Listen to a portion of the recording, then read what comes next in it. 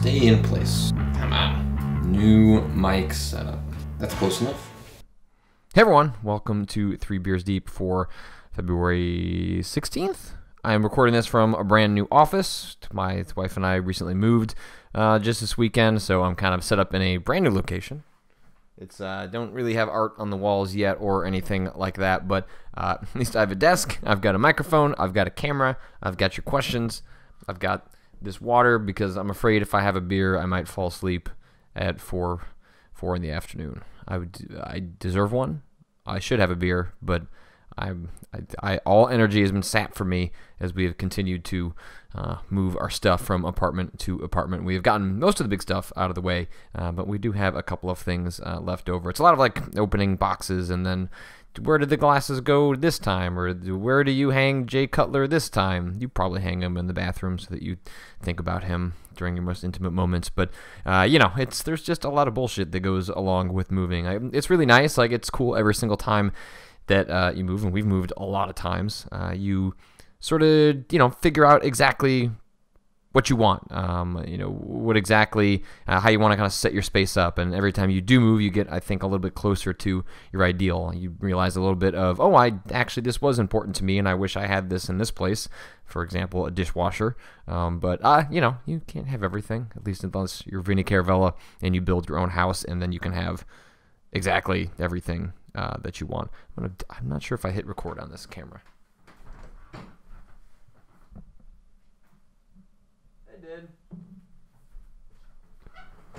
It doesn't make a red light or anything, so you don't know if it's actually doing anything. And because I record this and then pull it off, obviously highly interesting things. Let's move on to something a little more interesting, which is your questions and my answers. So Anonymous says, Happy Valentine's Day. Also, you should play Persona 4.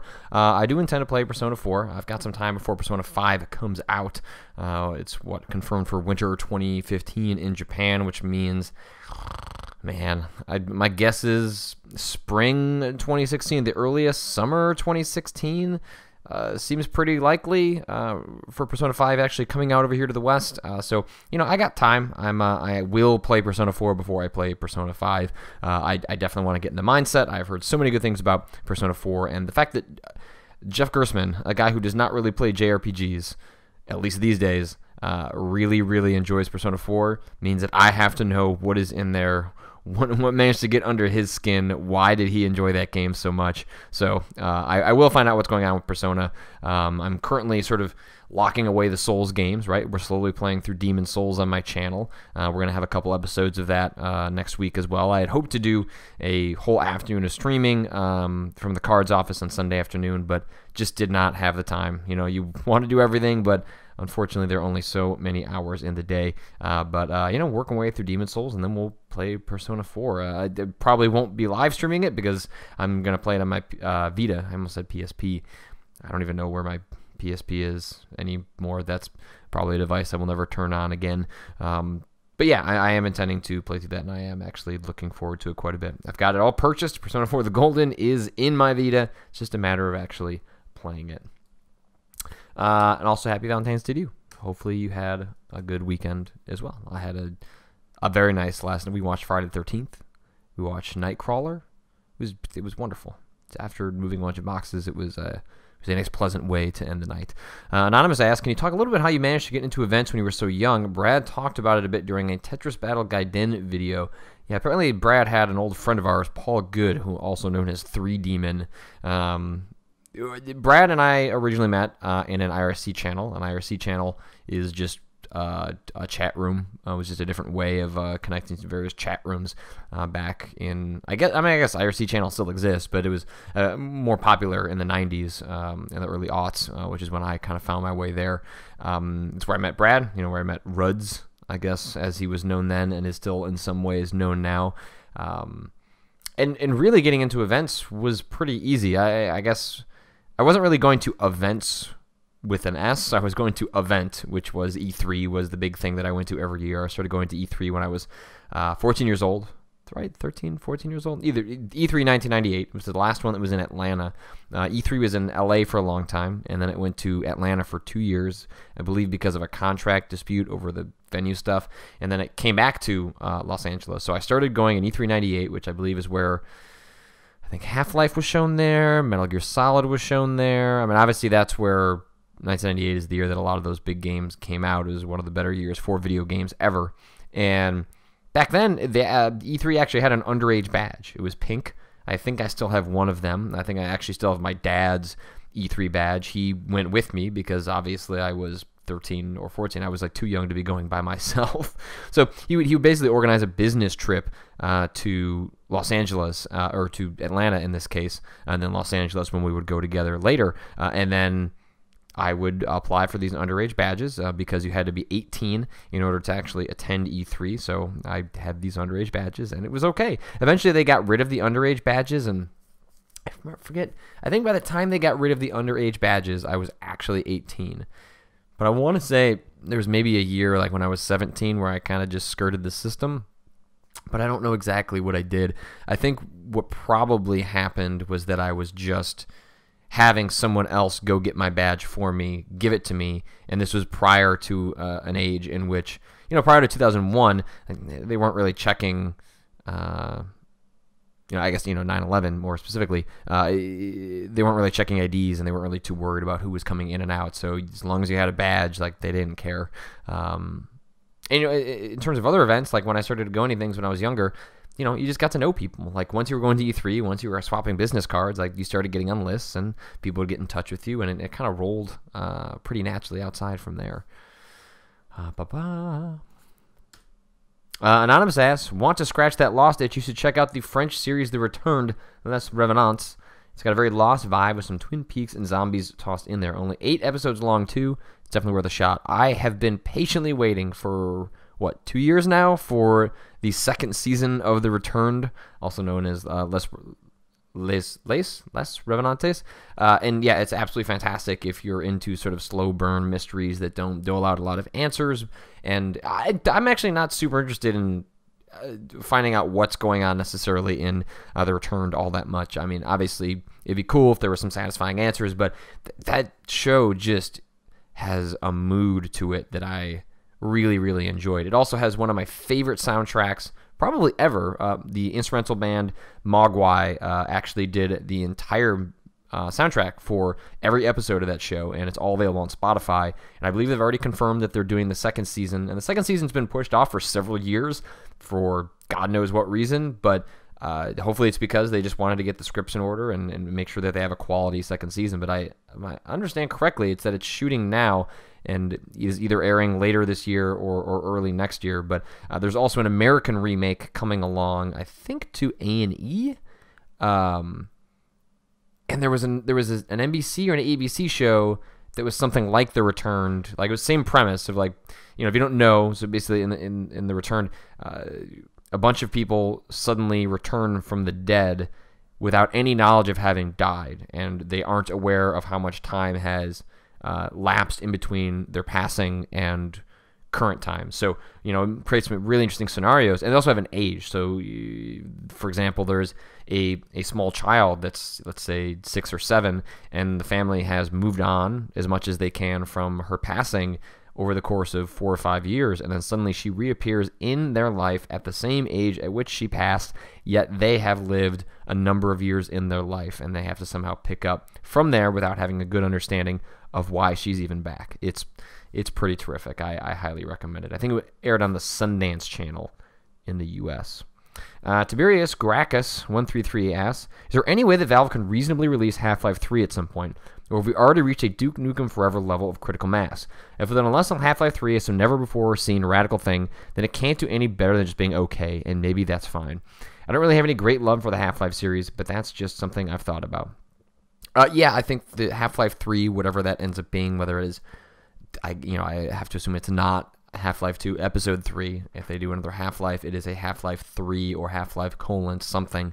I do suspect that Valve will one day get around to finishing the Half-Life series, if only just to kind of cross the T's and dot the I's and put put an end to the speculation over that series and bring that story to some sort of closure. But I have to wonder if the way they do that is introducing sort of a new, Valve kind of turning the corner or starting a new chapter. And Half-Life is their way of both closing one book, and opening, the next one. How they go about handling that.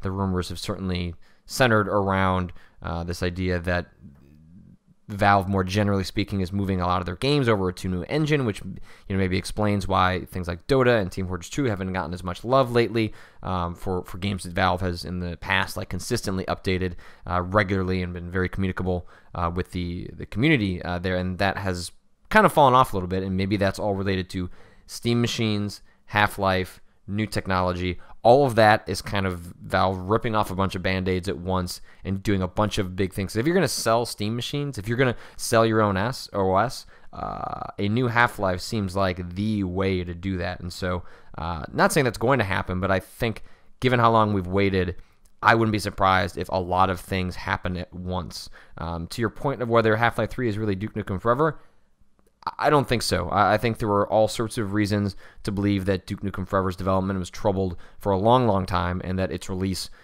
did not have any indication of quality in so much it was Gearbox stepping in, picking up where 3D Realms left off, and just getting that out the door. I suspect that whatever Valve ships will be something they want to ship, they're happy to ship. Does it mean it's going to live up to the pedigree of 1 and 2? I don't think you can necessarily do that. I think they just have to try and make a great game and trying to hold themselves to the standard of the narrative leaps in 1 and 2 and sort of the gameplay leaps in 1 and 2. Just focus on making a great game, and that, I think that'll be enough for most people.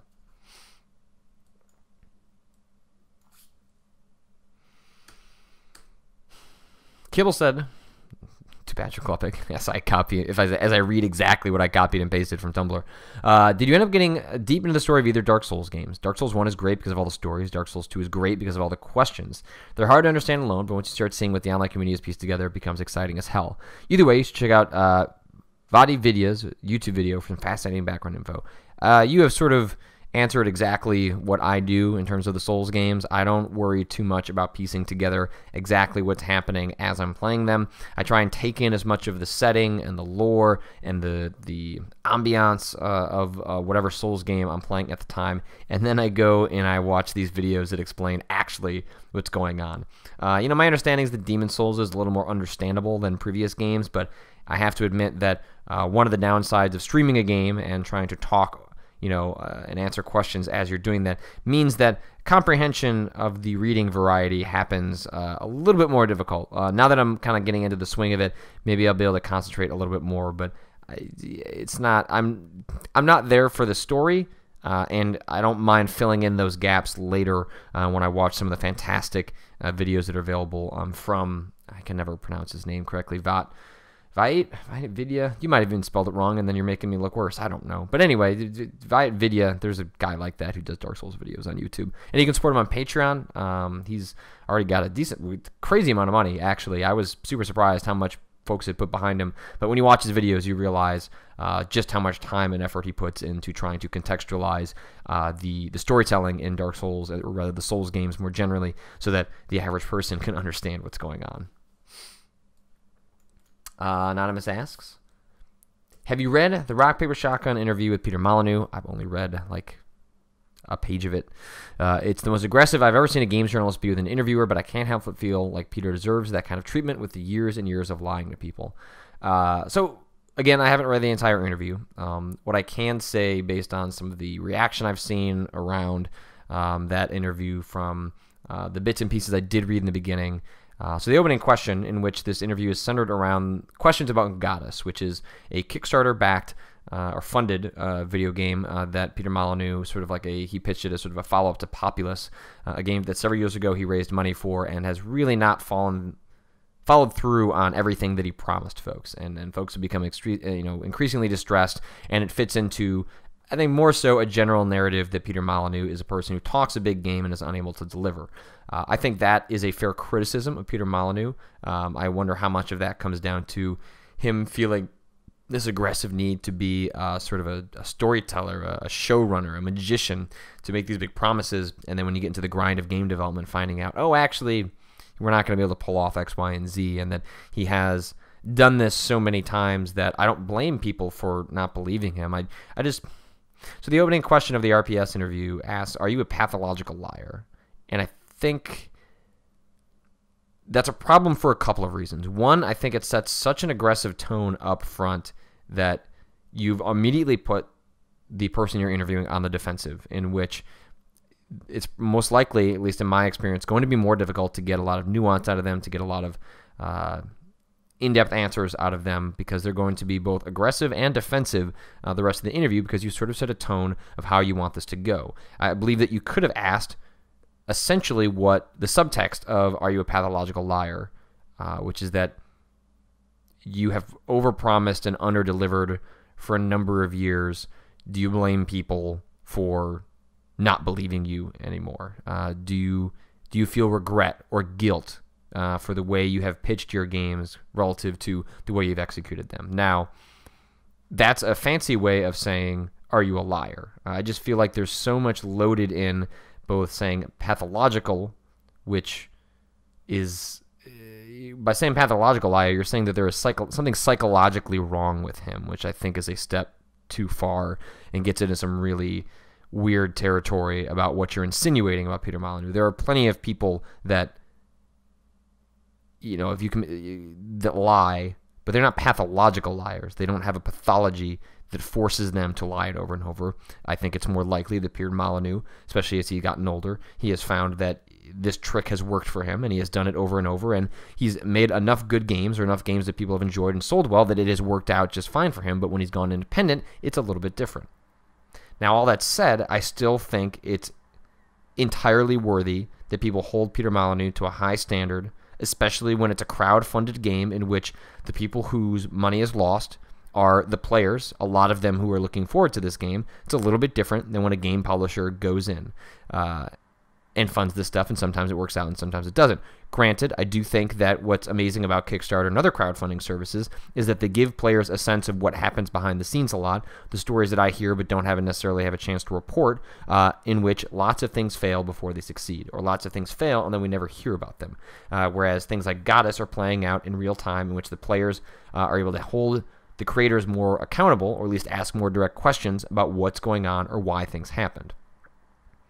So I think the RPS interview had its heart in the right place, but was too aggressive, perhaps reflected player sentiment or player passion, but that part of the job of the interviewer, part of the job of a journalist, is not necessarily to see both sides, but is to step back, look at the bigger picture, and try and find a way to get the answers that best explain what happened, to try and get the truth of why Goddess was so troubled. And I'm not sure if putting him on trial and immediately accusing him of being a pathological liar was the way to go about that. I think there is ample evidence that Peter Molyneux has a problematic past in regards to how he pitches his games. And I think you would give him plenty of rope for him to hang himself over that by just explaining in plain language, in non-aggressive language, what he's done, what he hasn't lived up to, why players might be understandably upset. I think there was a way to do that, and I haven't read the Guardian interview, but I've heard that interview is much more tactful in terms of how it approached discussing it with Peter Molyneux. And I think our interview, as part of a larger feature that went into Nathan Grayson's piece on Kotaku, is also very well done. So I understand what happened in the RPS interview, but I do have to say that I think it was a tad aggressive. Kind of piggybacking off that. Hey, Patrick, journalistic question. When you do interviews, how do you keep a record of what was said, staying true to the interviewee and the context? Do you write quotes as they say them? Do you ask them if you can film record the interview? If the latter, do you transcribe them? Or how else do you go through them? How do you balance getting across the interviewee's sentiment and what they literally said?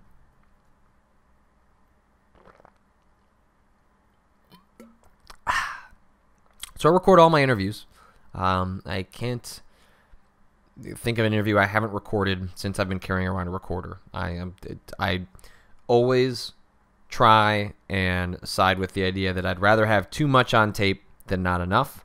So I try and record everything possible and just sort of deal with it from there. The consequence is that I end up transcribing everything as well. I think there are some folks, I've seen Lee Alexander do this in real time, in which she's listening to an interview, just plucking out the quote she needs for her story and fitting that into the story itself. And I'm not saying I couldn't do that, but it's a technique that I haven't necessarily employed with a lot of the stuff I've done. I will do an interview, transcribe the entire interview, so I can have the whole context of our conversation in one window, and then I can use that leverage against the context I'm trying to develop in the story I'm putting together. And so would it be faster to not transcribe everything? Yes.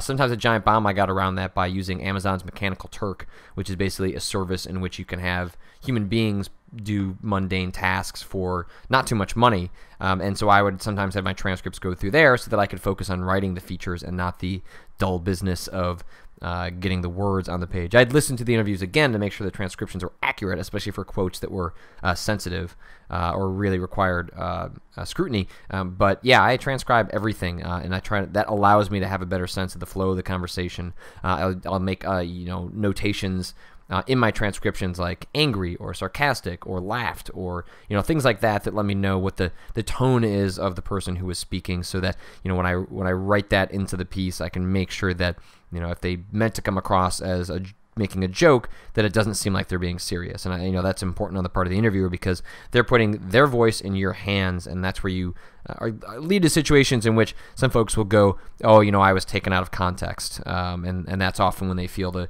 interviewer has not done their job. I think sometimes not taken out of context is just a blunt instrument used when they're upset with what's in a piece or how a piece was written or the conclusions that piece came to. But there are certainly circumstances in which that can be taken out of context, and that's kind of the journalist's job to try and portray that the best that they can. Bless You asks, bless you. Does knowing you have an audience affect how you play games when you stream them? Also, I'm in trouble. Please recommend this message. So that's a reference to Demon's Souls. It is a message I have seen all the time when I play that game. Like literally every 10, 15 feet, I feel like I'm seeing a message that says, also, I'm in trouble. Please recommend this message. Yeah, absolutely. The audience affects how I play the game. I alluded to a little bit of that a little above in the context of not necessarily understanding the entire storyline of Demon's Souls or other games that I play when I stream, because you're trying to read but not doing the sort of comprehension that would normally happen when you're just focused on the game in front of you, which is, I think, a pretty understandable transgression when playing a game and an audience is there. I appreciate the audience when I play horror games, because it also kind of reminds me that someone else is there. Oftentimes I watch like horror movies with my wife or someone else, and you have this framework in which you can kind of look to your right, look to your left, and you can see people are with you, and like, whew, okay, I'm all right, we can keep going, even though I'm a little nervous or kind of on edge because of the film. But when I play these games, I'm by myself, but the audience is there, and so I can see the chat, I can see the stream numbers, and it's like, okay, there are people there with me. That makes me feel better, especially when like a particularly hectic moment happens. I can look at the chat, answer a few questions, regain my composure, and move on. But I try to play truest to how I would play. I'm not catering directly to the audience. I certainly appreciate the audience is there. I love that they're watching these games with me and contributing to the playthrough as well. But I try and have my streams reflect myself, as best as I can. But I cannot fully say that it's not influenced a tiny bit by the fact that there are people watching, because that is a fact. I'm going to stop this really quick. Umftar asks, I'm confused about the backlash against Evolve. I really enjoy the game. I can also understand some of the criticism and why someone wouldn't recommend it or like the game. But on Steam, I'm seeing a lot of reviews saying I like the game. There's a lot of DLC, so I'm not recommending it. I can't wrap my head around that. The general consensus on Evolve seems to be a game that people think is pretty good, but have they're happy with the job that Turtle Rock did. Making the game seems like Turtle Rock did their job. Is it going to change the multiplayer landscape in the way that Left 4 Dead is? Probably not. I'm surprised that I'm not more interested in it, given that it's a bunch of Lovecraftian monsters running around giant environments, but I just don't. Maybe it's just how I feel these days, or just this specific game, or this time in the year. I don't know. I just didn't have a lot of interest in playing a 1v4 or whatever it is, sort of multiplayer game, even if there are Lovecraftian monsters running all around. So I ended up passing on Evolve, and I probably took one too many passive-aggressive digs at the game on Twitter, knowing that it's a game that I just really have not been interested in since day one. I don't think I've played it. Even though I've been around it at different trade shows, I just have purposely walked away from it because I just cannot drum up the interest. And what often happens is that I'll play these games at a trade show, kind of get myself psyched up about it, thinking that, oh, this is a game I'm going to play and enjoy. And then of course, I'm not going to play for more than 20 minutes. That's what happened with Titanfall. I downloaded it on my Xbox One, played for half an hour, and went, yeah, that's enough of that. I just don't think Evolve's going to sell that well.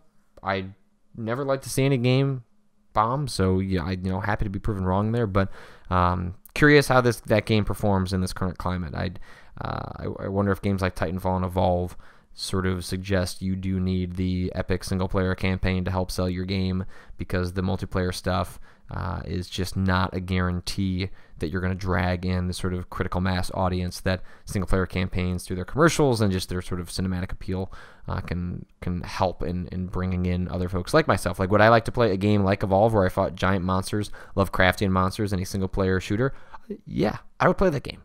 But playing with other people, leveling up, all that stuff, not for me.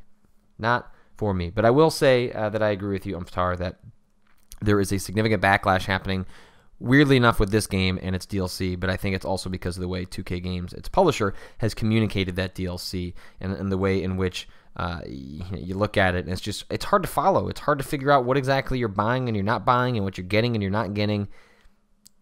For as much as the people have levied a lot of fair criticisms at a game like Destiny, at least you buy the game, you get the game, you play the game. Like, whether you like it or not, it's simple. And then you buy the DLC, you play the DLC. There's no subscription fees. You're not buying guns. You're not buying currency. Everything you have to unlock through the game. It's for a game that is seemingly much more complicated and prone to having endless DLC that you can nickel and dime a fervent fan base for. They didn't do it. Whereas Evolve, a game that has yet to prove itself, has yet to find an audience, or at least is in the midst of doing that, decided up front, we're going to do X, Y, and Z. We're going to have all this DLC, and we're just going to... They did all that stuff up front without necessarily having the built-in audience knowing that they would be interested in it. And I think that Destiny, if it does get stuff like that, at least did it the right way in saying, let's make sure there's a game that people want to play. And then let's find other ways to make money off of the game, as opposed to Evolve that was like, let's make all the money up front. And I think... that's difficult. That is difficult. Anonymous asked, is it worse for you personally that some people didn't like you at Giant Bomb, or because they didn't like your personality and thus not reading your stuff, or people who don't agree with you working for Gawker and thus don't consume your stuff? Not being flippant here, just curious. Either way, I love the stuff you do. Well, thanks very much, Anonymous.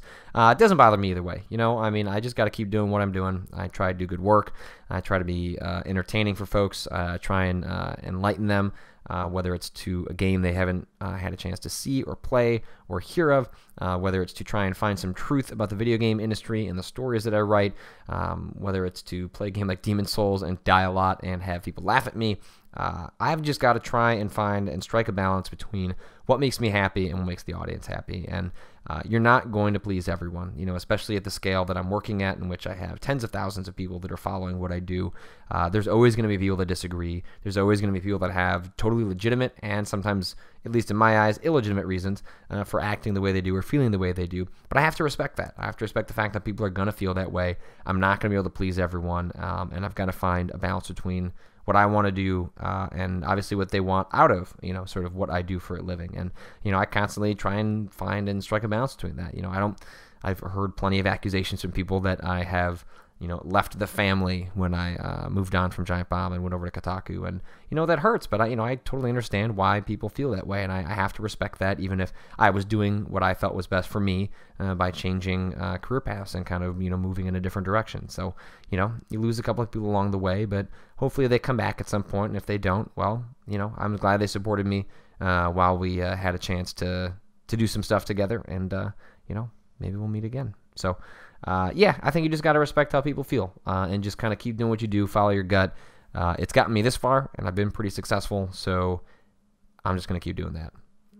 We'll wind up with these last two questions here. Anonymous asks, Patrick, I followed your work since you joined Kotaku. Ooh, brand new person.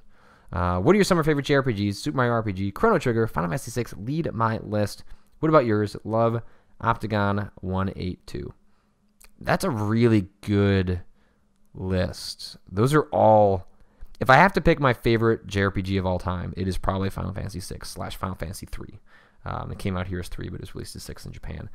That was probably... I think it was my first exposure to that type of game.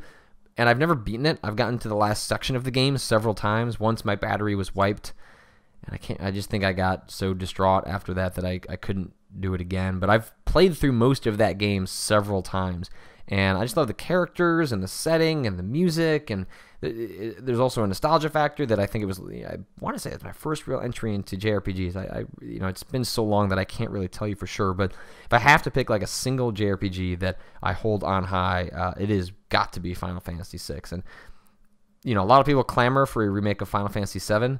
I want a remake of Final Fantasy VI. That's the one I want. Can you imagine that like opening scene when they're on the mechs going through the snow and just like modern graphics? That'd be good. It would be good. Hasoon asks, looking at recent output, appears to me you're focusing a lot on building up your personal brand since around the time you started the Lost Rewatch podcast, and especially after leaving Giant Bomb. Are you more careful to not link your side projects to your employer now? Yeah, I mean, I would. I don't know about like I'm afraid to link them to my primary employer. I've linked to a couple of things that I've been doing on the side at Kotaku. I try and make it so that the work I'm doing at Kotaku complements the work I'm doing on the side and vice versa.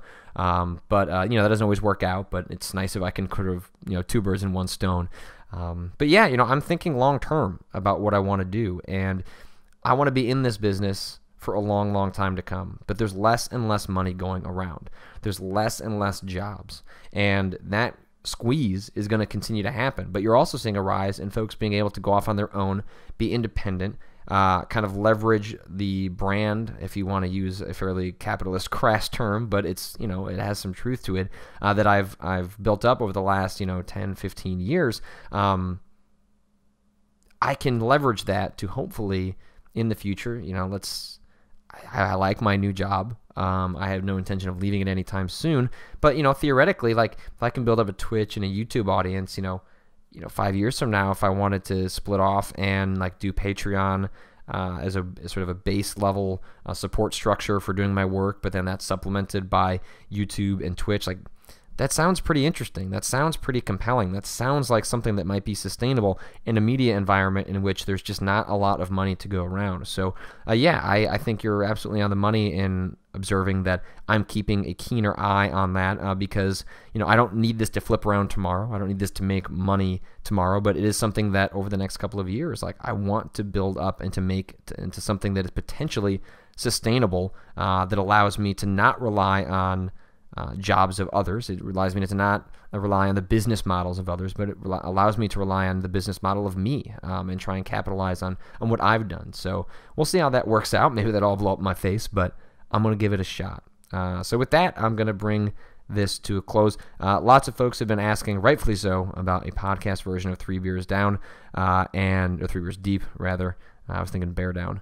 And I have actually figured out something through Simplecast. I've already signed up for it. I just need to have it submit through iTunes. So that is coming very soon. I know that no one's going to believe me until it actually goes live. But let's say this. If you're listening to this and you have some suggestions for what the name of that podcast series should be, that's kind of what I've been wrestling over. I just need to get some artwork and a name in order. But I guess I could just publish it with whatever and change it at a later date. But in either case, that is coming soon, and I realize that folks really want that, so I'm going to get that to you ASAP.